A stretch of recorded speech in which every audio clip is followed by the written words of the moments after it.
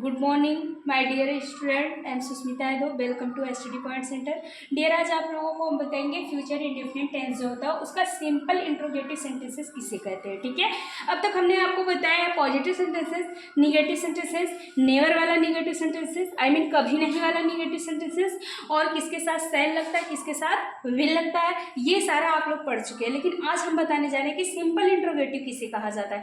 तो देखिए, जब हिंदी वाक्य के क्रिया के अंत में गा गी गे आदि शब्द समूह आते हैं तथा वाक्य की शुरुआत किससे होती है, क्या शब्द से होती है, तथा वाक्य के अंत में क्या होता है, क्वेश्चन मार्क लगा हो, तो उसे सिंपल इंट्रोगेटिव सेंटेंसेस कहते हैं। ठीक है, सिंपल इंट्रोगेटिव सेंटेंसेस किसे कहते हैं?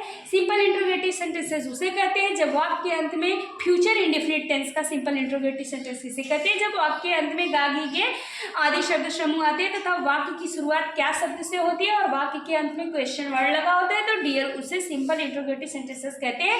इंट्रोगेटिव सेंटेंसेस दो प्रकार के होते हैं, एक सिंपल इंट्रोगेटिव होता है, एक मेन इंट्रोगेटिव होता है। ठीक है, अब आपका देखिए यहाँ पे हम सिंपल इंट्रोगेटिव को कैसे ट्रांसलेट पे कन्वर्ट करते हैं उसको हम यहाँ पे बता रहे हैं स्ट्रक्चर।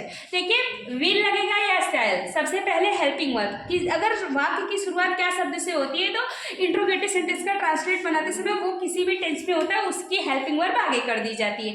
तो will shell plus subject plus main verb की फर्स्ट फॉर्म प्लस ऑब्जेक्ट और plus other word plus question mark. यदि आप क्वेश्चन मार्क नहीं लगाएंगे तो डियर आपका पूरा का पूरा ट्रांसलेट गलत हो जाएगा। आइए हम बहुत ही टफ एग्जाम्पल आज आप लोगों को लेकर के आए हैं। देखिए, क्या ये बच्चे कल यहाँ खेलेंगे, क्या वाक्य की शुरुआत क्या शब्द से हुई है। ठीक है, ये बच्चे कल यहाँ खेलेंगे, सबसे पहले हमने बताया है कि कल के लिए फ्यूचर टेंस में क्या लगता है, टुमारो लगता है। ठीक है, क्या लगता है, टुमारो लगता है। अब देखिए क्या शब्द से शुरुआत है, यहाँ पे क्या है, ये बच्चे, तो इसकी पहचान है कि आई वी के साथ शैल लगता है, बाकी ही सी इट और यू दे करता है, एक वचन बहुवचन सभी के साथ क्या लगता है, सभी कर्ताओं के साथ विल लगती है हेल्पिंग वर्ब।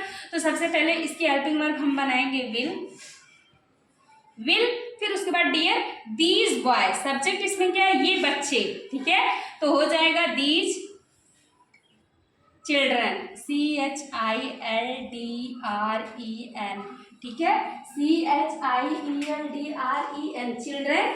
फिर उसके बाद क्या कर रहे हैं, खेलेंगे। ठीक है, तो will these children play, PLAY play, फिर कहाँ खेलेंगे, हियर, यहाँ खेलेंगे। ठीक है, तो यहाँ पे हो जाएगा here tomorrow, HERE here tomorrow, TOMORROW question mark. Dear question mark लगाना मत भूलिएगा। Will the children play here tomorrow, क्या ये बच्चे कल यहाँ खेलेंगे। ठीक है, आई होप डियर ये ट्रांसलेट आप लोगों को समझ में आया होगा। और एक एग्जाम्पल हम आपको बता दे रहे हैं, बहुत ही यूनिक ट्रांसलेट है। क्या है, यदि वाक्य में कभी नहीं आता है तो उसमें तो नेवर का प्रयोग करते हैं, लेकिन यदि वाक्य में कभी शब्द आ जाए, ठीक है, यदि वाक्य में जब कभी शब्द आ जाता है तो उसका ट्रांसलेट करते समय हम क्या करते हैं, सबसे पहले देखिए क्या करेंगे, इसके हेल्पिंग वर्ब आगे करेंगे, विल लगेगी, विल, फिर उसके बाद ही सब्जेक्ट, फिर जहां पे नेवर लगता था नेवर की जगह पे हम ईवर लगाएंगे, EVER।